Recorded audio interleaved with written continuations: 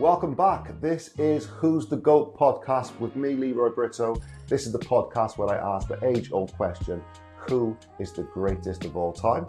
Launch week, so we had episode 1 on Monday with Jarlath Regan discussing Michael Jordan. If you haven't had a chance to listen to that, go back. It's a great episode. Jarlath is always engaging, always funny, and puts a really strong argument of why Michael Jordan is the greatest of all time.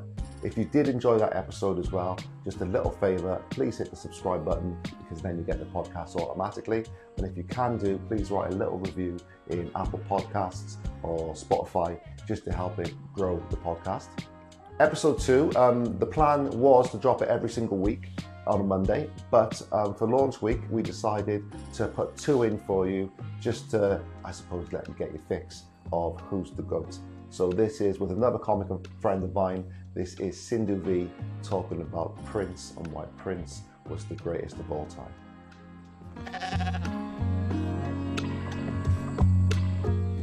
How's it going? It's going really well. I'm obviously in a very warm climate because I'm very Where are you at the moment? I'm in Mallorca in Spain. Oh, nice. We went a few years ago. We used to go to Ibiza every year. Of course you do. So, That's where the party people go. Mallorca is for people No, we're not party people anymore. We're not party people I mean, anymore. you're not party. The level is still party for, at least for me, I think. Anyway, good to see you. Lovely If people don't know, me and Sindhu go back a good 8 years now. Longer, I think. Let me see. It was the lunchtime special. Yeah, that was wasn't it? 20. I want to say that was 2017. 17? Yeah, is that 8 years? Yeah. That's 8 years. No, I thought it was 2015. Okay, yeah, 8 years. Sorry for being like, no. Yeah. Yes, exactly. No, we feel like we know each other. Because I think it's because we've come into comedy a little bit more mature than other people, so we just click straight away. We weren't like young, 20-year-olds. Yeah, I mean, you were still very young, but you had a lot of responsibility because you had kids. And I think children are the thing. I mean, lots of people have kids and are completely irresponsible, but many people have kids and become very responsible. So yeah, there was that. And I definitely was mature, I don't know, but I was definitely much older. But at the same time, in Edinburgh that year, I probably partied more than I had in the previous 8-10 years because I was by myself. And I think it's in Edinburgh that I discovered that I have the social proclivities of a comedian. I never knew that before, but it's like, oh, these are the people I want to spend time with. Oh, it was These are my people. Yeah. I 100% get that. 100% get that. So how's things going with you? Because I know I just pressed record straight away, which I don't usually do, but I thought I'd get just the small talk as well in there as well, because it's always good. So everything good? Yeah, things are good, First of all, the family is well, and that's always where you start your day and end your day, And then work this year is a bit more quiet. I'm not doing any acting. I haven't so far done any acting. I don't want to say that if something comes up, who knows? But I've been writing a show so the first time I've had a whole year of nothing else and just writing a show, and it's going to go on tour next year. And that's been quite an experience because it really brings home to me how lazy I am. Because if I have no... I mean, we're all lazy as comics, but we do so some lazy. remarkable things. But it's finding how you work, though. There's no point beating yourself up. If you're doing good work. I'm saying this as you're sat in Mallorca at the moment. Though. Yeah, exactly. But I mean, people think if you're an Indian mother, you're just like that with your kids. You're like that with yourself. You're like, how are you so lazy? Get on it. But I also realized that it's a whole year. It's like spending a whole year with comedy and with stand-up, which is my home, and understanding that, sort of taking the time to realize the ways in which one changes as a stand-up. Because when you... the evolution is there, isn't it? I mean, and I don't know if it's too deep, but it's easier to think about how have I changed as a stand-up rather than actually sitting and doing some writing. So I spend a lot of time contemplating, gazing out and saying, what does it mean? But it is true, I have. And I think that's natural.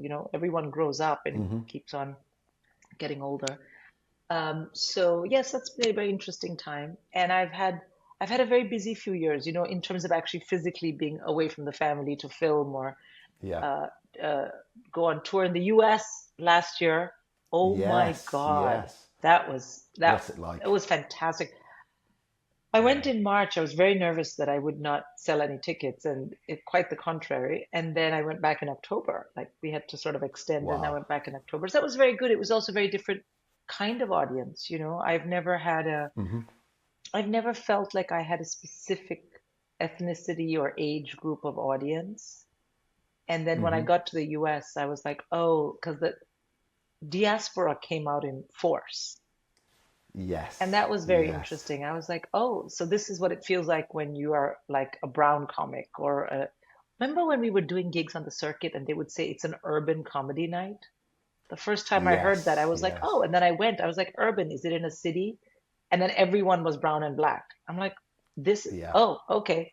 I love those nights as well, but I'm just saying Different gigs, completely different energy in completely those different gigs, isn't it? gigs. And also, I think in a lot of ways, it was at those gigs that I got a lot of confirmation that people like talking about how tough their moms are and how there's always a threat of sort of violence at home when you're growing Of course. up. Of course, yes. There's still a threat of violence with me at the moment. I mean, my mum, she makes me buy slippers for her every single Christmas, and it's just like a trigger thing for me because that was the weapon of choice back in 100%. the day. 100%. There's even Yeah. a saying in Hindi, chappal se, like with a slipper. You don't even have to finish the sentence. You said Yeah. chappal se, with a slipper. So anyway, those are the urban gigs. So I think that was very eye-opening to understand that you can have that kind of experience in big rooms where 90% of the people uh, are they really identify with the ethnic or cultural aspect of your upbringing. Yes. And Yeah. but at the same time, what I understood was that I think the thing that I understood was that I was sort of from India, but I live here, so I wasn't raised here. So a lot of how I raise my kids is how a lot of people in these audiences were raised. So you, of course, so you're first generation, they're second generation in the audience, so they're Yeah, almost reflective of your kids. yeah, and also, Yeah. but I'm first generation who didn't immigrate. I came to work, and I've sort of always been like, Yeah. for a long time, I was like, when am I going back to India? And then it was like, you're married to a Dane. You're not going back to India. Get through your head. Um, so it's just very interesting. It gave me a chance to break into Hindi or Tamil when I wanted to because there were enough people in the audience. Yes. Yeah. But it also really made me aware of how I'm not a only brown. I mean, I am a brown comic, hello, but how my material has really not come from that. Yeah. Because it's come from being a mother and a daughter and a wife, which is universal. Yeah. And so it was just really good. The audiences were so generous. I had such a great time. Traveled around in the US, which I have done before, but never for those, like one night and then Because another. Yeah, yeah, because I it was remember mad. seeing on your Instagram you're at the Staples. I was like, oh man, she's at the Staples. Yes, And because we're also, big basketball fans. yeah, yeah, yeah. Oh my God, love basketball. Still have a crush on Scottie Pippen. He's 100, but I don't care. Okay, is it the Although, deep voice? yeah, yeah, I love that voice. But now, because my one of my kids plays basketball, I mean, I'm in. So when I was growing up and at university in England, I played basketball, which is unusual, but there you go. I didn't at that time you didn't have like the Serbians. And No, now you have no. There like was you have one the or two. Joker. Yeah, Yeah. there was one or two, but they were like Yes. now you have the Joker, you have what's his name? Luca. Luca. Oh my God. And I mean Yes. Yeah. I can how does the Joker do it? Like his ability to It's intuit the game ahead of the is just and he's he's humongous almost got like a map of the court, hasn't he? And he's in his humongous, head. but he's so cerebral and soft with his touch. Yeah, and Yes. he's so generous with other players, but also when you see him, you're like, can this guy run? I mean, he's It's lost crazy. weight now, It's but when he crazy. started, you were like, Yeah. look at this fatty. I don't know. Am I allowed to say Yeah, have that? you seen the picture of him? You seen, of course you can. Have you seen the picture of him as a kid and said this guy is going to dominate the NBA? It's like Yeah, he and it's doesn't so look fun. like. No, Yeah, and then you see his brothers, and you're like, oh. And also, what wow, I love yeah, about him is it's a pure love of the game. Of course, he's paid multi-millions, but he's always wants to go back to his village and race that weird horse cart race. yes, yeah. They're You built know? different out there, aren't they? They're Well, tough people. mm, I think also they, I think for them, basketball, because of, they were part of the ex-Soviet Union and stuff, it was a way of coping. It was the only thing these kids were doing. So they didn't really come into it. I don't know, but I have someone I know who is Serbian who plays basketball, and it was like that was the social point. That was the social point. That was the way they weren't thinking I'm going to become a star and go to America. They were like, I love this game. It's where we're social. And there were a lot of basketball courts that were built there. Yeah, And they all, and I love how dirty they can play, but within the rules, just yeah. on this side of the rules. Love that. Yes, I mean Anyway, he clocked one player once, didn't he? And he big time, got big time. ejected for that. He clocked him clean. He got him Yeah. clean. So let's get into this now. So I'm hmm really keen. I don't know who your goat is, but I want to know who your goat is and what subject this is. It's music. It's not music. It's music. It's spirituality. It's creativity. It's discipline. And of course, the GOAT is Prince. Podcast over. I agree with you. Yeah, so I love the purple one. Yeah. So yes. Yeah. And uh, I don't know. What's the next question? Well, it was just think. I mean, you could break them down into so many different things, as you said, in terms of music, just out of this world in terms of the talent, the creativity, in terms of the well, I'm thinking of the word, just the volume of quality work that he produced as well. And then you think of the style. Then you think of the business acumen that he had, because he was so ahead of his time in terms of owning your Absolutely. own music and being your own artist, etc. So we could talk about Prince for a long time. So what Yes. was your introduction to Prince?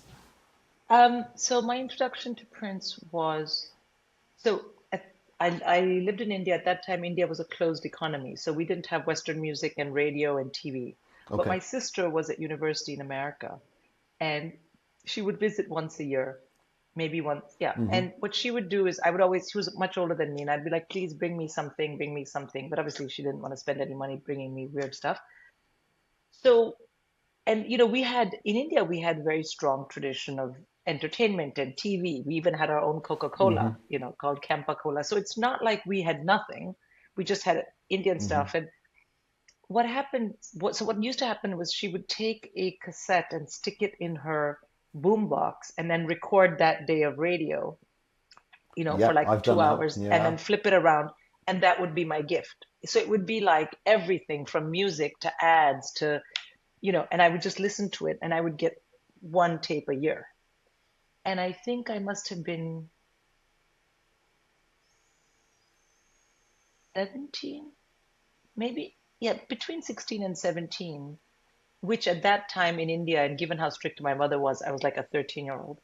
Um, Yeah. um, and and I remember listening to it and I couldn't really understand what was going on. Like sometimes I would think I was listening to music and instead I was listening to the sun and fun of Walt Disney World. And I was like, oh, this is not a song, this is an ad. It was, but Yeah. also I didn't have a Walkman or anything. So you had to play it on my parents' cassette and then just sit there. And then it'd be like, it's time for dinner, come lay the tables. I was like, "Ugh," and then go back and like rewind. And so I think those things gave a lot of focus because it was like, I have this little time to listen to this. And a song played. And I didn't have any idea because everyone in America would have known that song, so it wasn't announced. And it was When Doves Cry. I know that now. But I remember being like the words of the song because I used to focus on the words of what was going on, whether it was an ad or a song. Because the next day you went to school and you could be cool and be like, I know this American music. You know what I mean? So it was very focused. And the words of the song, feel if you will my stomach, feel how it trembles Yeah. inside. Touch if you will my stomach, feel how it trembles inside. Butterfly.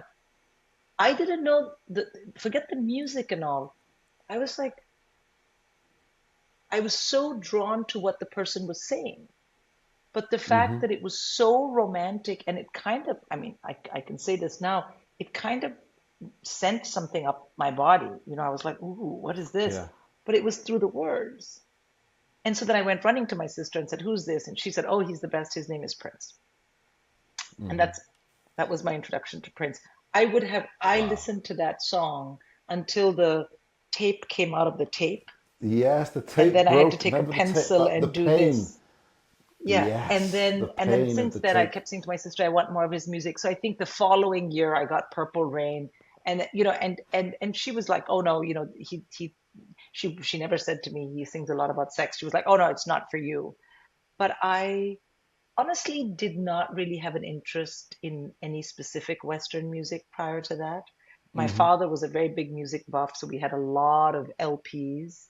He listened to a lot of Yeah. Beatles and Cat Stevens and Tchaikovsky, so it Mm-hmm. was like all that stuff. And my sister used to listen to the Eagles and a band called Chicago, and I I remember didn't them. care Yeah. about any of that. I was doing classical Indian dance. I was in a convent school in India, but Prince. I was like, Prince was who is this your. guy? I wouldn't even say That was it. vice with it because it was almost. No, He's no, just. Prince was Prince. So, you know, and this will lead into why I think he's the GOAT. Prince was my first uh, non-friend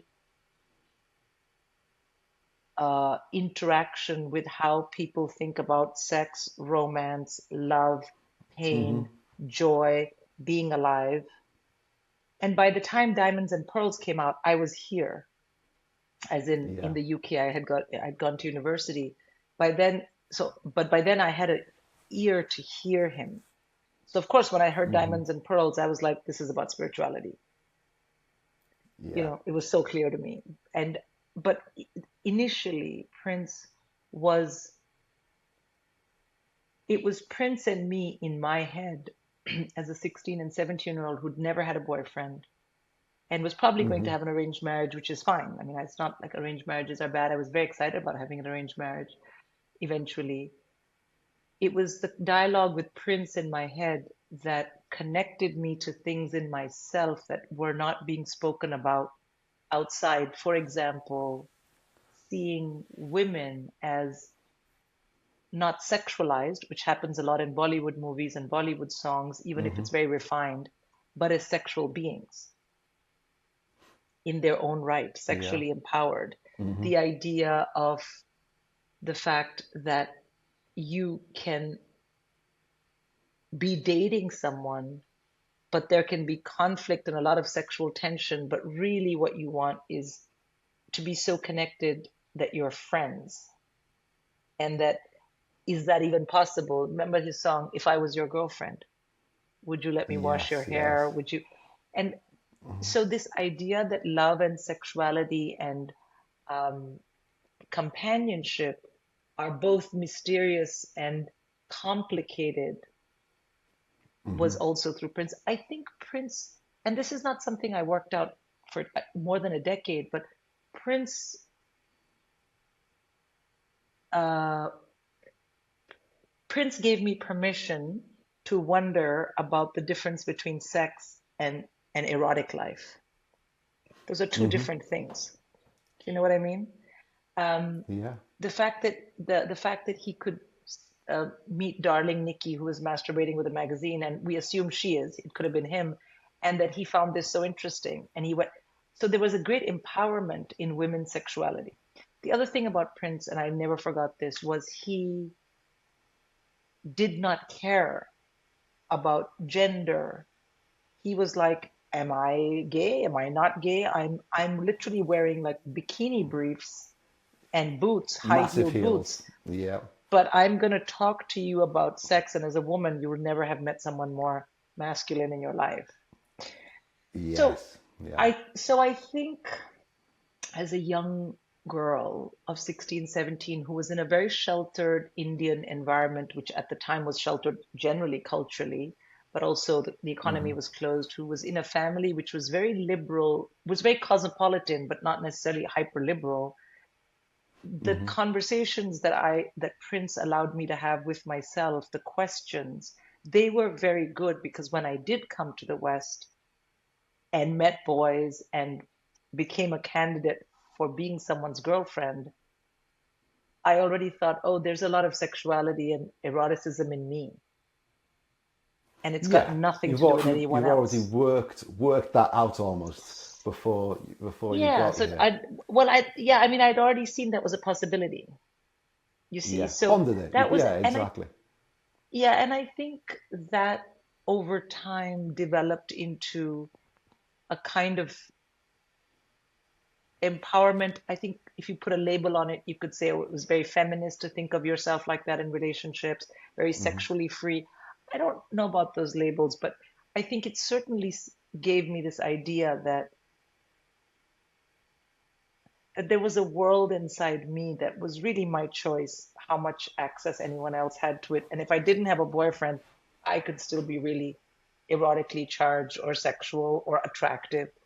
The other thing is, it made me, you know, I never, I think it was Prince who convinced me that I didn't have to care about how I look. I have to care about how I engage. And when I was growing up in India, I was considered very ugly. And because I was too tall and I was so dark and I had these big glasses and blah blah blah blah blah. And but I knew if I could be interesting, no one would notice, because look at Prince. He was this big. He wore all kinds of Tiny. weird clothes. Yeah, and he dressed He up, was but very he was light skinned for the so black attract. person as well. Yeah, but he was so Yeah, attractive. So magnetic, wasn't he? and then I come to the UK and I realize Prince is a Gemini. So am I. And Ah, I'm like, oh. And then I start to think about him, the way and also he was very funny, because then you could like watch interviews, oh and his yeah, eye, yeah, yeah, on the Muppet Show, he was hilarious. yeah. I And haven't then, seen that, but I just obviously for the comic, you think of the Rick James yeah, stuff, he's and that's so when you dig funny. into He's so the funny. is comedy. Yeah. Yeah, he's so funny. And then as a comedian, when I started my foray into a um, creative uh, field, I was very influenced, because then I read more, and by then we had the internet, blah, blah, blah, blah. I read a lot about his work ethic, which I think is absolutely, I mean, you have talent, but if you don't have a work ethic, you can forget it. But then I also Yeah. read about the fact that there are various things in my life that are intertwined, what I offer creatively as an offering to the divine, because in Hinduism, that's not a, I mean, that's quite a central concept. And the way I was raised and some of the things, I lived in an ashram for a while and stuff like that. So here was a musician that I adore, who sort of brought a faith, love, creativity, and the fact that it's something that comes out of you, that you have to harness, you know, as opposed to something to be famous or rich or whatever. That kind of, at a very deep level, I found reassuring, because in the beginning when I started stand up, I'm like, what am I doing? But I couldn't stop. We're all thinking that at the And start. We're so, all thinking I that don't at have the his, start. Yeah. yeah, and I'm not saying I have his work ethic, but it's just that reading about him, watching him, um, made me feel made me feel seen in a way that even I couldn't publicize myself. So all of those things, all of those reasons and more, that's why he's the GOAT. Yeah. Have you ever had the chance to see him perform? Bro, so many, like my husband, when he met me, well, the first thing is, all my friends in England, when I was a university student, I showed up in England and they were like talking about this musician and that musician, and I was like, Prince, Prince, Prince, Prince, Prince. So they all put their money together and they bought me a ticket Yeah. for my birthday, my final year, and I'd never been to London, and we went to Wembley, and I took the Oh tube for the wow. first time, and I was so excited. And we went, and it was a so shout out to Chicky and Simon who made that happen. And and I had started wearing purple hats and stuff like you do when you're young, like anyway. And then and then we went and I was so like, what's the tube? And then we were students. The seats were so bad that he was like the size of a cumin seed where he was. And Yeah, then, yeah, I've been in those seats. and I didn't know about this thing where you light a lighter and you do this. I used to smoke, but I didn't have a lighter. I had matches. So I was like, I kept doing that thing. It was so crazy. So that Yeah. was the first time. Then my husband bought me tickets for another birthday. That was the second time. And then the third time my husband got tickets and my seat was A1. He was right here.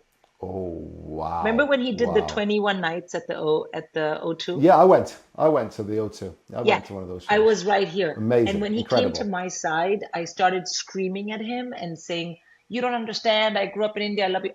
I blacked out. I was just shouting things. He left and never came back Yeah. to my side of the stage. I think he thought there's a Oh, crazy girl there. wow. I'm not gonna go back there. But Yeah, that performance was just incredible for me because, you know, people forget about the versatility he had in terms of his music. So one yeah, moment it's just the internet's going out, but it'll be fine. It'll click on yours. So his versatility is amazing. So one moment he'll be doing like, Little Red Corvette, and then it'll just go pitch black the stage, uh, and then the lights will come up, and he'll be singing, This Will Be the Day on a piano, and it's just the spotlight on him. And I've raised my children on Prince videos on YouTube, just live performances of, just Nothing Compares to You. The one where he's singing the yeah. Shaka Khan songs that he wrote and Yes, everything. And they've basically been raised on those videos. that's amazing. And also, I think with Prince, he wasn't precious about it. I mean, he was precious in some ways, like when they did We Are the World, and he didn't show up, and he didn't want to sing, and he didn't want to be in the room, and then, Yes, but yeah. but in terms of, he wrote a lot of great music for other people. Just Another Manic Incredible. Monday. His I prefer his version of a lot of those songs though. So Yeah, exactly. Gigolos Need Love Too. I love that one. That's Obviously love amazing. his version of Nothing Compares to You. Of course. Yeah, Manic Monday is the classic. But yeah, so Exactly. just the artistry of Prince as well, just all the instruments being played, Yeah. and Okay, I'd I'm love to gonna have interrupt access to you. that voice. I'm gonna interrupt you. Am I clear on your screen? Yes, you are now. Because you are You completely freeze a like, little bit. oh, for fuck's sake, it's so Oh annoying. wow. Okay. What I will do, I will turn my camera off, and then you can just Okay. hear me, but it'll still record my face. And Oh, okay. Well, I have to see my face, which is kind of because you want to so, see my as a face, right? counter I argument, shouldn't turn my camera off. I'll see your face in the post editing. What? It'll be fine. So keep it on, and in the post edit, I'll be able to see your face. So it'll record from your computer and then send it all to me. It's just it saves on the internet, I suppose, a bandwidth if I go onto low power mode, so I can Okay, just see cool. myself. I'm What I so was going to say though, we've sorry got we've got about to the put some Yes, counter tell me. arguments on. As Yeah. an argument, Prince versus MJ. Thoughts? I don't think it's an argument. I think they're two very different artists. I don't think, I mean, it's so difficult to talk about Michael Jackson now, knowing what we know and then having that conversation. But I think Yeah, Michael Prince won Jackson was a, basically, didn't he? well, I mean, I never thought they were in competition. It's like they were, I mean, it's like saying, I mean, you can put anyone in competition, but I think Michael Jackson had, you know, Michael Jackson's personal story and uh, his involvement with fame from a young age, et cetera, et cetera, et cetera. With Prince, you didn't know about him. You knew about his music and the words in his songs. You didn't know if Prince had brothers or Yeah. sisters or what happened to him. He was very private like that. So I think comparing them, I think the only reason that people compare them is like, oh, here's two really famous black men who were both really big deals in music. I mean, why? Why are we comparing them? I think it's because of the timing. It was that, coming through Sure, in the but 80s, but I do get the argument in terms of, you don't sure. I think mean, Prince versus I David don't. Bowie, do you? Because they're not black. He's not black Well, exactly, and I think and I think that's a more fair comparison.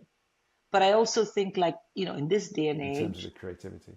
I don't hear people saying, "Well, Taylor Swift versus Adele." Taylor, I'm like, what? They're just allowed to be two different women Yeah. who are doing very well. So, listen, so that whole Michael Jackson Prince thing, I'm like, please, no, it's not even. There's only spurious grounds on which you would compare them. But if you ask me, this was the thing. Michael Jackson did music that was, his song "Man in the Mirror" is very moving and potentially has a kind of a spiritual aspect to it. Uh, but like when it comes to singing about love and romance and so on, Michael Jackson is very mainstream. Favorite Prince song? Now, there's so many Oh, different good moods you can Lord. choose, isn't there? And different Um, moments. oh God. Favorite Prince song. Um, well, yeah, there's different songs for different moments. Um, but the one that I, um, hold on, I'll tell you the one that I want to get the name right as opposed to humming it to you. Um, I think it's called Seven. Seven? It's Okay. called Seven. And it came out in 92. And listen, I think I don't like to say that I have one single Prince song, but I think Seven is it's very deep, as in you have to like Prince to think that this song is something you want to listen to. And that's why I feel like Seven is like that song in which I listen to it and I think like Prince and I are like, yeah, yeah, yeah, yeah, we get it, we get it, we get it. Do you know what I mean? I have that feeling, which is a Yeah, strange on the thing to level. say, Yeah. but there you go. Yeah, yeah, but of course there's It's a so many deep other cut, isn't it? songs. It's one of There's the ones where, there's yeah. yeah, so there's and then there's Erotic City. Who doesn't like that song? That's a great song. And of course, I mean, My one is, yeah, tell me. sorry, it's a delay on this, but my one is Sometimes It Snows in April. And Sorry, is the which? reason being is that sometimes it snows in April. Oh God, I can't even listen to that without like losing my mind, especially after my parents passed Well, away that's and stuff. I can't. well. This is the reason. So my grandfather passed away at the same time as Prince, and that was on rotation, Ah, as a tribute to Prince, and it just brought me back to my grandfather. So and it's such a beautiful song. it is. But It's yeah, so it's a that is fantastic of song. all the Prince songs, yeah, brilliant. That's a So I think fantastic you've song. put the argument there in terms of who the GOAT is, Sindhu. It's been wonderful. I need to know what's happening next with you. So are you up in Edinburgh this year? Yeah, yeah, yeah. I mean, yeah, I'm going up with a work in progress for my show that I'm writing. And anyone who's listening to this, please come. My first show is on the 30th of July. It's at Monkey Barrel in the afternoon. I think it's at 1:30 or something like that. I should know. I'll look it up and be more precise. And I'm there for 2 weeks, sort of. I'm there from the 30th of July to the 11th of August. Amazing, amazing. Get to see her. If you haven't seen Cindy before, Yeah, I you're mean, I missing out on a feel. comedy powerhouse. Oh, that's very kind. And it is, I'll tell you exactly what time it's on. It's on at, oh, that's very specific. It's on at 1:25. Yeah, 125 at and Monkey Barrel. even though Monkey Barrel, thank you so much. And also for those of you who are like, well, I can't come to Edinburgh or what, you can always go to my website, sindhuvee.com, and download my most recent special, which is called Alphabet. And you know what, Leroy, this is interesting that we're talking because I'll say this to you. We once spoke about you know, and again, this is kind of in some ways, I have had confidence to do this because of Prince and the fact that he really made creativity the be all and end all. with that special, it was so important to me to get it out at a certain time because my parents had passed away and my sister, and it was just a wild time for me. So I decided to film it and stream it off my website, which, Amazing. was, Taking well, people thought control. it was so tricky, but I was like, but taking control, but also knowing that you lead with the creative impulse. And then the rest of it Yes. has to fall into place, and maybe it doesn't, but you were true to that. So that is on my website, sindhuvee.com. And either way, I hope people who are listening to this either watch that or, even better, come and see my work in progress. Amazing. Amazing. Thank you so much, Sindhu. It's been great to speak to you. It's been a while since we spoke. We were supposed to speak in Yeah, London last week, but I think I was shooting off to get on the train. You were just turned exactly. up to the gig, so we did miss each other. We did, and But I want to say, I want to it's apologize always for good the to see you. dodgy Wi-Fi. I'm so sorry. So that was my conversation with Sindhu. Always great to see her, always great to speak to her, and lovely to see her shine. We did have a few technical issues towards the end. Hopefully producer Dan ironed those out. Big shout out to Dan. He's part of the team here and he's doing a great job in making the podcast sound and look how it is.